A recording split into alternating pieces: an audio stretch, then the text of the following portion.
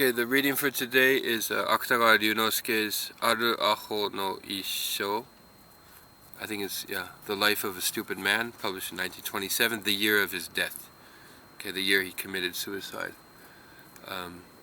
And Spinning Wheels, Haguruma, also published in 1927, the year of his death. Okay, so these two works are the representative works of his last phase of works, right? I think in one of the previous videos I divided his works, as is the custom, into three stages. First stage, second stage. I think in the second stage he writes sort of historical fiction, and the third stage is the stage where he kind of loses his mind and writes these weird hallucinogenic stories or narratives narrated by a man who's on the brink of madness. Okay, so I'm going to jump right into the questions, but first I have three sort of relevant terms on the study guide. I'm going to go through those very briefly. You might find them useful in answering the questions, you might not, but let me go through them very quickly. Flaneur. Okay, flaneur, here's what Barker says about the flaneur in his Dictionary of Cultural Studies. The flaneur, very key word in modern literature, especially modern Japanese literature of the first half of the 20th century. Flaneur is the name given to a crucial figure of modernism as it emerged in the late 19th century and early 20th century.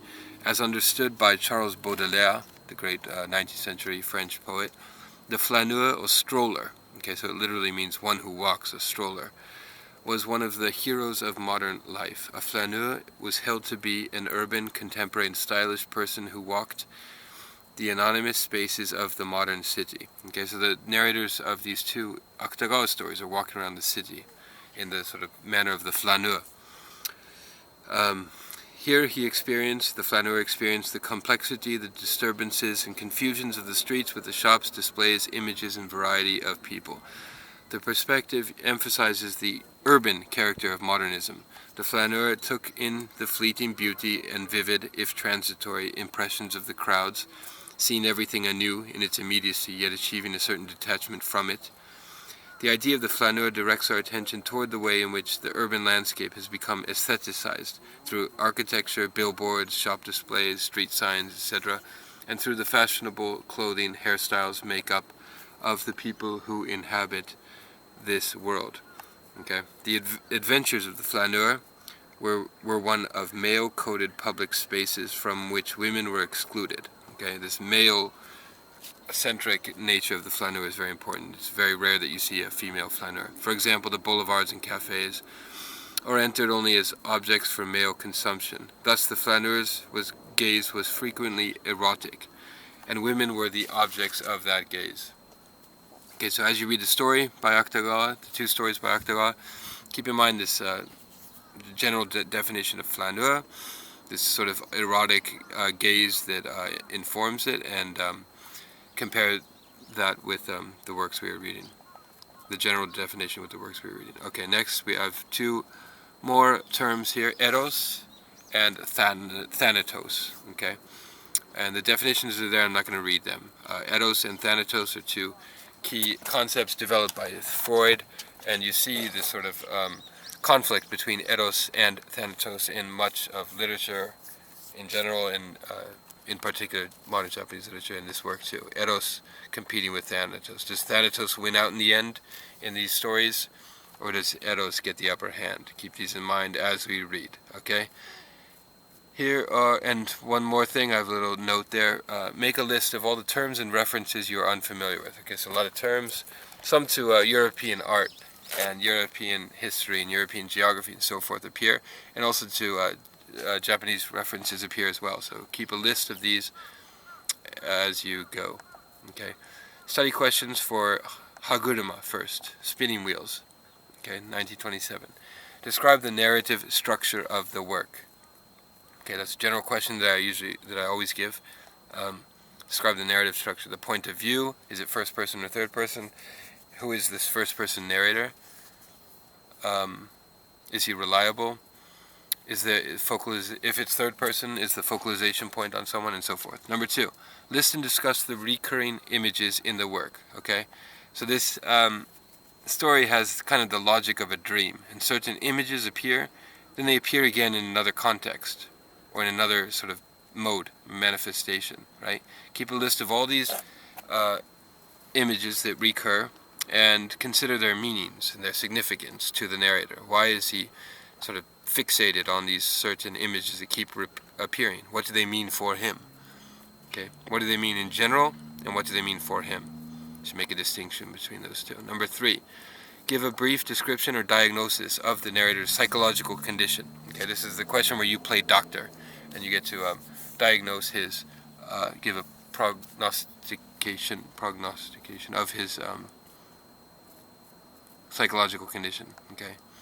Number 4, prognosis is the word. Yeah. Number 4, list and explain each of the allusions, symbols, metaphors, associations, foreshadowings, etc., that are related to death. Okay. So here we have death and thanatos appearing here in the work, in numerous passages. Make a list of all these ideas and symbols and so forth that are associated with death. Okay. Number 5, list and describe the various images and associations related to flight. Okay, so flight is another recurring motif in this work, right? The narrator seems to long to fly away from this world, like Baudelaire did, long to do, and go elsewhere, right? So we have a lot of images of flight. Make a list of all those images and parse their meanings. Number 6, analyze the passages related to fire, desire, hell, the devil, sexuality, eros, spirit, possession, and so forth. Okay, so we had the question about thanatos and death. Here's the question about eros and fire and sexuality and so forth. And there are many questions about passages that relate to this. Okay, so parse the meanings of these passages. Number 7, list and describe the many doppelgangers. Okay, doppelganger is the German word for second selves.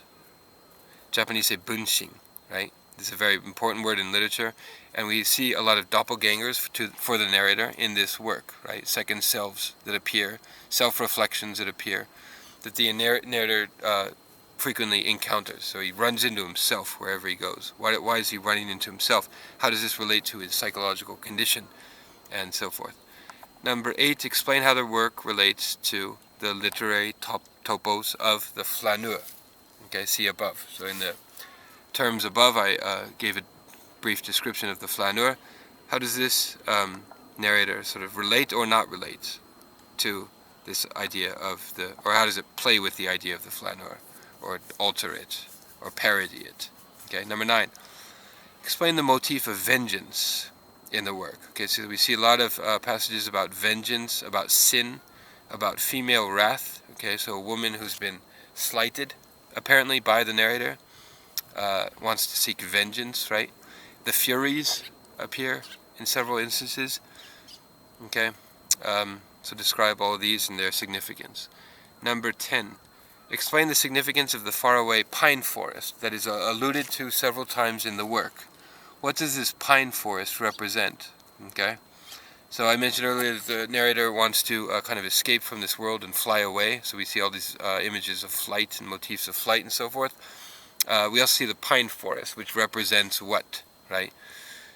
Okay, so the pine forest is one of the recurring motifs in the work.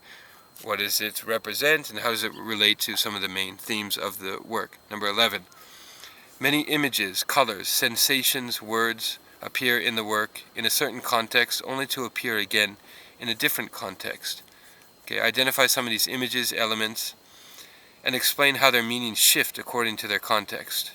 Include in your answer a discussion of the significance of the eponymous image of the work, the haguruma, or the spinning wheels. Okay, so even the spinning wheels, the central image of the work, the titular image of the work, shifts meanings and shifts significance as it recurs throughout the work in different contexts. Okay, so this last question, number 11, relates to number 2. It's kind of an extension of the second question that I gave above. Okay, so those are the 11 questions for haguruma. Now we shall move to the how many questions do I have here? 8 questions for Aru Aho no Issho. This is the title in Japanese. The Life of a Fool. Published the same year in 1927, the year just shortly before his suicide. Okay, the first question for Life of a Fool.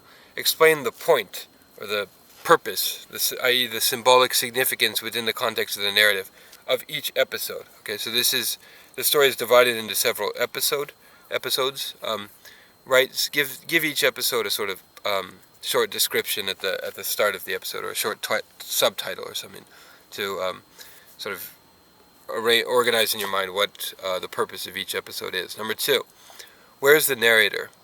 Okay, both spatially and temporally, in relation to the events he is describing. Okay, is he inside the events he's describing? Is he temporally distant from it? Right?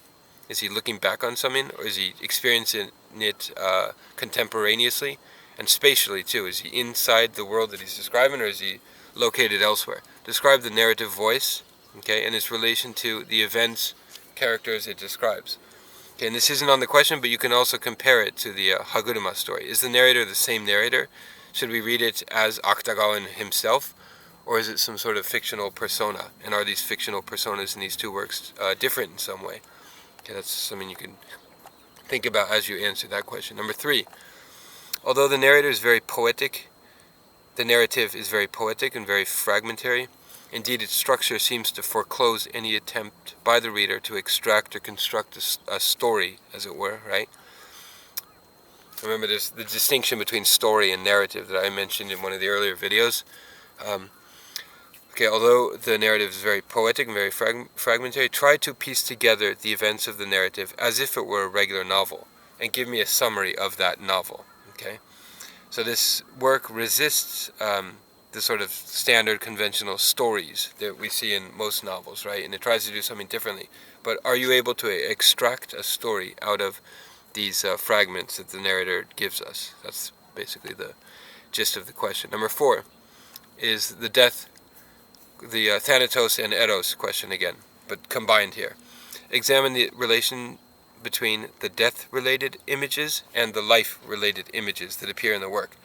Consider the complex relationship between Eros, the drive toward life, and Thanatos, the drive toward death, both personal and general, suggested in the work. Okay, so review the descriptions of Eros and Thanatos that I gave above, and answer that question. Number 5, yes. And keep in mind that the relationship between Eros and Thanatos is usually not purely oppositional, but kind of dynamic, right? And they kind of interweave with one another, and there's all kinds of interplay between the two antithetical forces. Number 5, examine the references to Western culture, Western civilization that appear in the work. Okay, there are many in this work. Explain the function, significance of each, right? So Akutagawa Ryūnosuke, of course, is very familiar with, very versed in Western literature, Western culture, and so forth.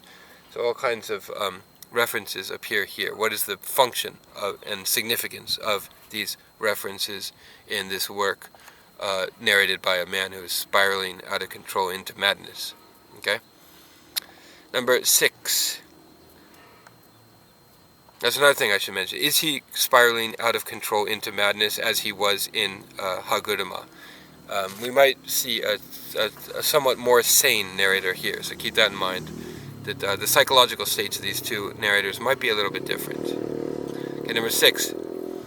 Discuss the work's autobiographical elements. Okay, so in general, as I mentioned in a previous video, we don't want to read works in the autobiographical mode in most cases. However, here there are obvious overlaps, right? So to what extent should we read the work in the autobiographical mode? How does the work relate to the genre of autobiography?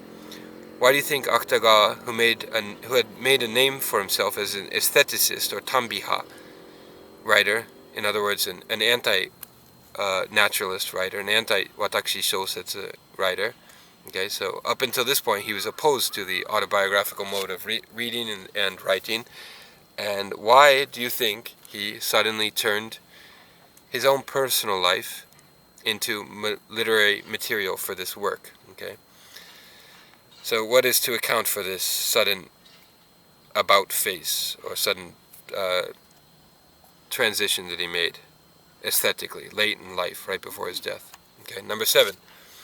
Examine the images and motifs related to madness. Okay, so there are, as in Haguruma, the previous work, there are many images and motifs related to madness in this work. What does the narrator mean when he says that the protagonist is, quote unquote, quote, possessed by the demon of the fin de siècle, the end of the century? Possessed by the demon of the Seiki Matsu in Japanese. Alright, what does he mean when he says that? He's possessed by the devil, in his own words, okay? Or by the devil of the end of the century. Number 8, discuss the various women.